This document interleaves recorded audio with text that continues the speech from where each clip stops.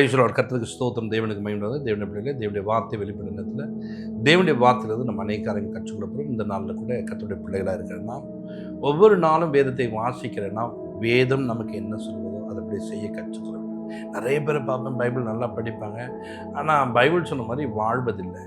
நம்ம இந்த பைபிளை படிக்கும் போதே அந்த பைபிள் எப்படியெல்லாம் நம்மளை நடக்க சொல்கிறோம் அப்படி நம்ம நடக்கும்போது இந்த தேவன் நம்மளை வழிநடத்த வல்லவராக. 1 தெசலோனிக்கேயர் 5ஆம் அதிகாரத்தில் 22ஆம் வசனத்தை நீங்கள் வாசிக்கும் போது பாருங்கள், பொல்லாங்காய் தோன்றுகிற எல்லாவற்றையும் விட்டு விலக வேண்டும் என்று சொல்லுவோம். இப்போது ஒரு மனிதனுடைய வாழ்க்கையில் பொல்லாங்கு சரியில்லை அப்படின்னா அதை விட்டு விலக வேண்டும். அதை ஏன் அப்படி பண்ணுறாங்க, அதை ஏன் அப்படி செய்கிறாங்கன்னு சொல்லிட்டு அங்கே கேள்வி கேட்டிருப்போம்னா அந்த காரியங்கள் நம்முடைய வாழ்க்கை. ஒரு சில மனிதர்கள் குறை பேசி கொண்டிருக்கா, அந்த குறை பேசுகிறவங்க பக்கத்தில் போய் நம்ம இப்போனா நாம் குறைவுள்ளவர்களாய் மாறும். பாருங்கள், ஒரு சில இடங்களில் பாருங்கள், வேலை செய்யும் போது அந்த வேலை செய்கிற இடத்துல தூசி பறக்கும். அவங்க என்ன சொல்லுவாங்க, சார் கொஞ்சம் தள்ளி போய் நில்லுங்கணும். இல்லை அதெல்லாம் பரவாயில்ல அப்படின்னு சொல்லிட்டு நம்ம நிற்கும் போது அந்த தூசி நம்ம மேலே படிந்திருக்கத்தை பார்த்து இப்போ அவங்க முன்னாடி என்ன சொன்னாங்க, சார் கொஞ்சம் தள்ளி போய் நின்றுங்க, தூசி பறக்குனாங்க. அதெல்லாம் ஒன்றும் இல்லைன்னு சொல்லிட்டு நின்றுங்க. போகும்போது பார்த்தா தூசி, ஆனால் மேலே பார்த்தா படிஞ்ச மாதிரி ஒன்றுமே தெரியல. ஆனால் கொஞ்ச நேரம் பொறுத்து நாம் அதே போல் மாறுகிறதாய் மாறும். இதே போல தான் நம்முடைய வாழ்க்கையில் நிறைய நேரங்களில் ஒரு மனிதனோடு உறவு கொள்ளும் போது ஒன்றுமே இல்லாத மாதிரி இருக்கும், நாம தான் வர மாதிரி இருக்கும். ஆனால் அதோடைய சிம்டம்ஸ் நம்முடைய வாழ்க்கையில் உண்டாகும். அந்த ஆவியுடைய கிரியைகள் நம்மளை தாக்க ஆரம்பிக்கும். பொல்லாங்குன்னு சொல்லும் போது அதை விட்டு விலகக்கூடிய ஒரு மனிதனாய் மாறும். அப்போ விலகும் போது தான் தேவன் நம்மளோட கொண்டு பெரிய காரியம் சொல்லுவார். அதுக்கு மேலே இருக்கிற வசந்த பாருங்க, எல்லாவற்றையும் சோதித்து, எல்லாவற்றையும் சோதிக்கணும். நலமானதை ஒரு மனிதன் பிடித்துக்கணும். செக் பண்ணணும், இவங்க யாரு, இவங்க என்ன செய்யறாங்க, இவங்க என்ன பண்ணக்கூடியவங்க, இவங்க பண்ணும்போது என்ன நடக்கும் அப்படின்றத நீங்கள் செக் பண்ண வேண்டும். முதலாவது செக் பண்ணிட்டு என்ன பண்ணும், நலமானது எதுன்னு பார்க்கணும். அந்த நலமானதை ஒரு மனிதன் பிடித்துக் கொள்ளும் போது, அந்த நலமானதை பிடித்துக் கொள்ளும்போது உங்கள் வாழ்க்கை ஆசீர்வாதமாக இருக்கும். இன்றைக்கு நிறைய பேருடைய வாழ்க்கையில் அந்த நலமானதை பிடிக்க தெரியவில்லை.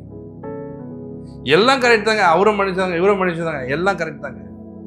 எல்லாவற்றையும் செய்ய முடியுமா, எல்லாரும் கூட நேரத்தை செலவழிக்க முடியுமா? அவர்களோடு கூட சேரும்போது அவர்கள் பேசுகிற பொய்யும் பொருட்டையும் நாம் கேட்க வேண்டியதாக. அப்போ தேவ பிள்ளைகள் இந்த நலமானதை பிடிப்பதற்கு சோதிக்க வேண்டும். இவங்க கூட பேசணும்.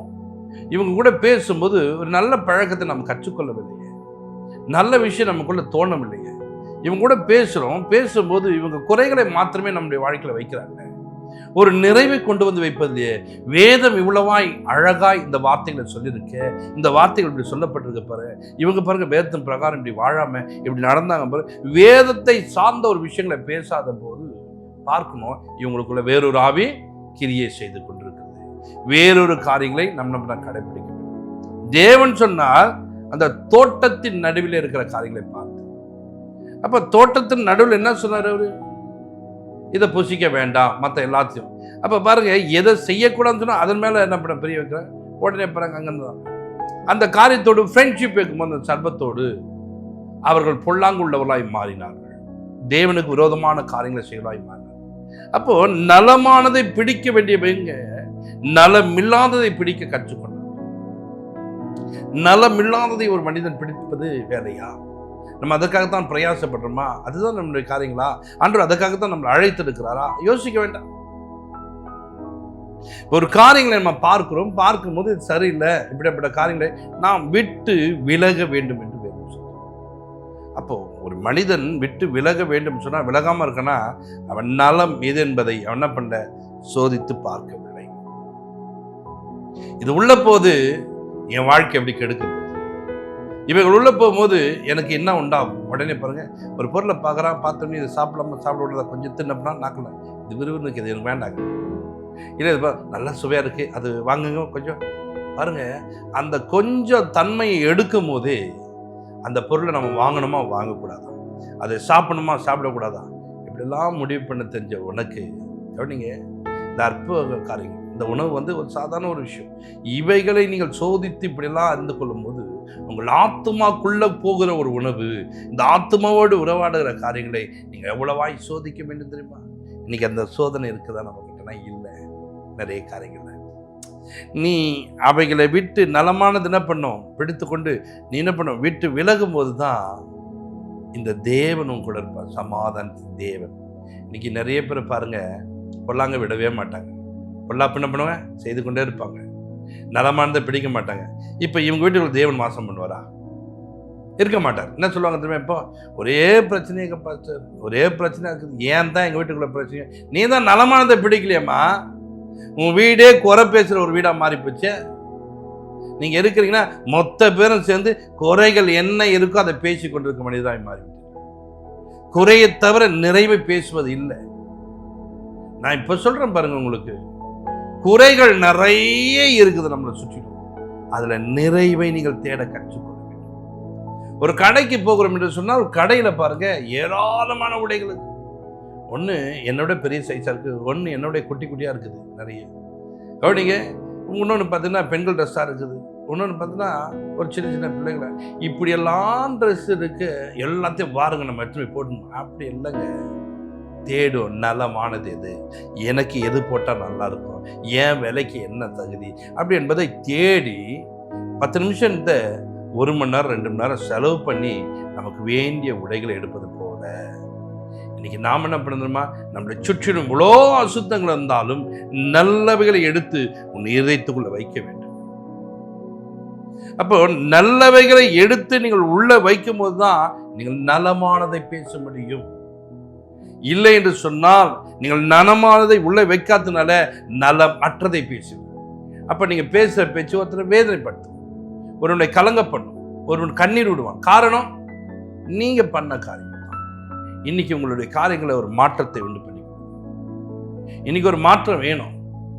இன்னைக்கு நீங்க தேவனுடைய பிள்ளைகளாக இருக்கிற நீங்கள் நலமானது எது, இந்த நலமானது நான் எப்படி செய்ய வேண்டும், இந்த நலமானது நான் எப்படி பிடித்துக் கொள்ள வேண்டும் என்று பிடித்துக் கொள்ளும்போது தான் தேவன் உங்களை வழிநடத்த வல்லவராக. யோசேப்பு தேவனோடு கூட பழகிற மனிதன். ஆதியாகம புத்தகத்தில் வரார் பாருங்க யோசேப்பு. இந்த யோசேப்பு பாருங்க, இங்க இருந்து அவர் போயிட்டாரு. போன ஊரு பார்த்தீங்கன்னா பாவம் செய்து பரிசுத்தம் தேவனுக்கு பிரியமில்லாத ஒரு எகிப்துக்குள்ள போயிட்டார். இப்ப இங்கே அவர் பரிசுத்தத்தை தன்னை காத்து கொள்ள வேண்டுமான காத்துக்கொள்ள வேண்டியதே இல்லை. அவர் இஷ்டம் போன போக்கில் வாழலாம், வாழக்கூடியவராக இருக்கலாம். ஆனா இந்த மனிதன் அவர் இருந்த இடங்களிலே பரிசுத்தமாய் வாழ கற்றுக்கொண்டு அந்த பரிசுத்தத்தோடு போனவர், அவர் போன ஊரு அசுத்தமாய் காணப்பட்டாலும் இவர் பரிசுத்தமாய் வாழக்கூடியவர். அங்க இவர் கொடுக்கப்பட்ட வேலையில சரியாய் செய்கிறார். அந்த வேலைகள்ல பாருங்க, அவருக்கு என்ன கொடுத்தாங்களோ அந்த வேலையை கரெக்டா செய்து முடிக்கிற ஒரு மனிதனாய் மாறி கர்த்தருடைய பிள்ளைகளே, அந்த வேலையை ஒழுங்காய் செய்கிறார். நல்லா இருக்குது, இவர் கூட எல்லாமே செய்யறதுலாம் வாய்க்கு தெரிஞ்சு அந்த ஓனரு அந்த வீட்டுக்கே இவங்க யாரை மாற்றேன்னா தலைவனாய் மாற்றி விட்டார். என் மனைவியை தவிர, பார்த்தீங்களா அங்கே ஒரு புலிஸ் ஸ்டாப் வச்சு என் மனைவியை தவிர எல்லாவற்றுமே. அப்போ இந்த இடத்துல மனைவி அவங்களுடைய காரியங்களை குறித்து பேசும்போது என்ன சொன்னா, அவங்களுக்கு கீழே தான் நீ, அவங்களுக்கு மேலே என்ன பண்ணக்கூடாது, நீ எப்பவுமே உயர்ந்தவனா இருக்க. இதை கரெக்டாக புரிஞ்சுக்கணும். நலமானதை எடுத்துக்கொண்டதுனால அவள் தவறு செய்ய வேண்டும் என்று சொல்லும்போது கூட அது பொல்லாப்பா இருக்கிறது. எனக்கு ஒரு எஜமானன் இருந்தார், அவர் என்னை பார்த்து சொன்னார், இந்த வீட்டில் எல்லாவற்றிலும் என்ன பண்ற, தலைவனாக இரு, ஆனால் என் குடும்பத்தில் மாத்திரம், என் மனைவியத்தில் மாத்திரம் இருக்கக்கூடாதுன்னு சொன்னாரு. அப்போ அது நலமாய் நலம் இல்லாதான் பார்த்தேன், நலம் இல்லாதது நான் செய்யக்கூடாது. அப்போ அந்த இடத்துல அவனை வஸ்திரத்தை பிடித்து இழுக்கும்போது கூட அந்த பொல்லாப்பு செய்யாதபடிக்கு விட்டு விலகக்கூடிய ஒரு மனிதன் தான் இருந்தான். இன்றைக்கு அப்படிப்பட்ட ஒரு விலகுதல் நம்ம கிட்ட இருக்குமானா, நான் விலகக்கூடியவனாய் காணப்படுவேன் என்று சொன்னால் நம்முடைய வாழ்க்கை ஆசுவாதமாய் மாறிவிடும். இன்றைக்கு நாம் அப்படி இருப்பதில்லை, நாம் அப்படி செய்வதில்லை. ஏன் செய்ய மாட்டோம்? எது இருந்தாலும் பரவாயில்ல, ஒரு பார்த்துக்கலாம், அப்புறம் பார்த்துக்கலாம் சொல்லிட்டு தவறான காரியமாக இருக்கட்டும், தேவையில்லாத பேச்சுகள், தேவையில்லாத செயல்கள், அதில் தலையை விட்டு வருவது. உணவு பாருங்க, நல்ல ஒரு பழம் டேஸ்டாக இருந்தால் தான் சாப்பிட்றோம், இல்லையா அது வேண்டாம்னு விட்டு வந்துடும். இல்லைங்க, எது கட்சாலும் நான் சாப்பிட்ருவேங்க, எது கட்சாலும் சாப்பிட்ருவோங்க. அப்படி சாப்பிட்றோமா? இல்லையே. இன்னைக்கு பாருங்க, அரளி விதைகளை பார்ப்பேன், அவ்வளோ காய்ச்சி தொங்குது. ஐயோ இது என்ன இவ்வளோ காய்ச்சி தொங்குது, ஒன்று எடுத்து கட்சி சாப்பிடுமா, செத்து போயிடுவேம்மா, நீ செத்து போயிடுவேன். அப்போ என்ன பண்ணணுமோ, இது சரியில்லாத இதை தொடக்கூடாது, இது சரியாக இருக்கும் சாப்பிடணும், இது நல்லாவே இருந்தாலும் புளிப்பாக இருக்கும், அந்த புளியாம்பழம் வேண்டாம் எனக்கு, இவங்க எழுத பழம் இது எனக்கு வேண்டாம் எனக்கு, இதெல்லாம் சாப்பிடுவாங்களா? அப்போ எப்படி பெஸ்ட்டை நம்ம தேடி எடுக்கிறோம், வயிற்றுக்கு நம்ம பெஸ்ட்டை கொடுக்குறோம். இப்படி நம்முடைய ஆத்மாவுக்கு ஒரு பெஸ்டை கொடுக்க வேண்டும்.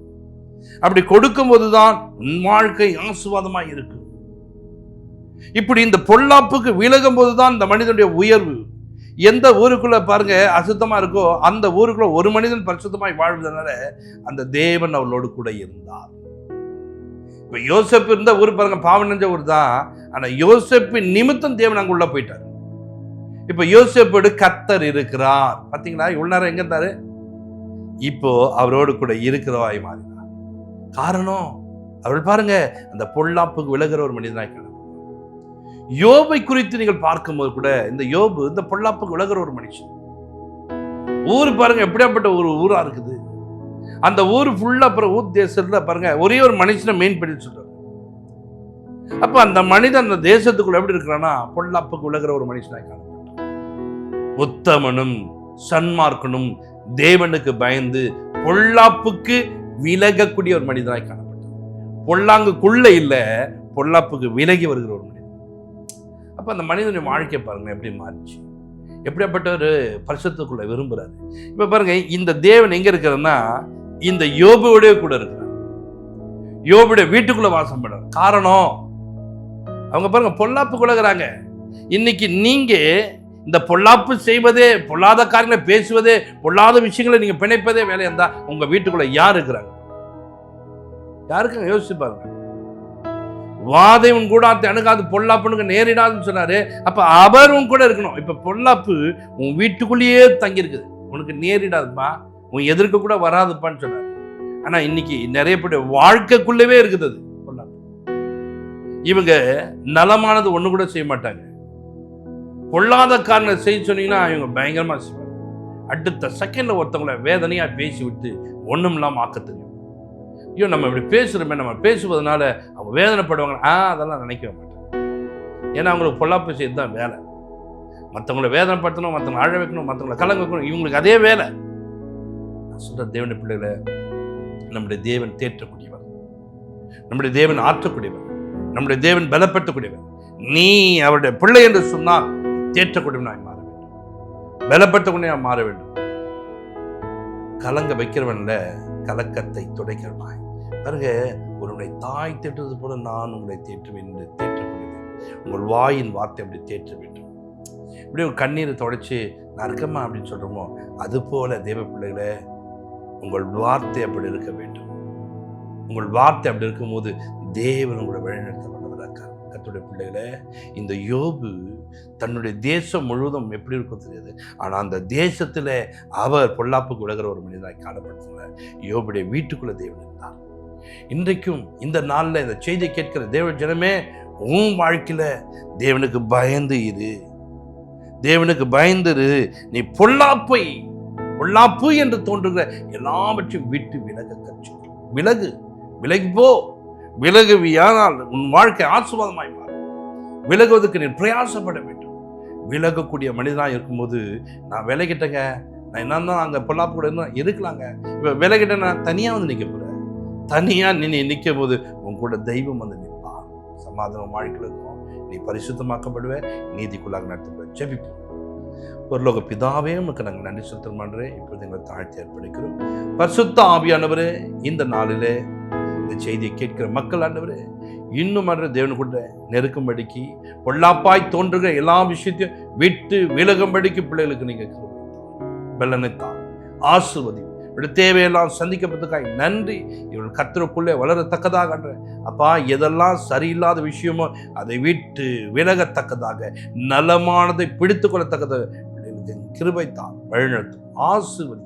இயேசு கிறிஸ்துவின் ஜெபத்திற்கு நல்ல பிதாவே, ஆமென்.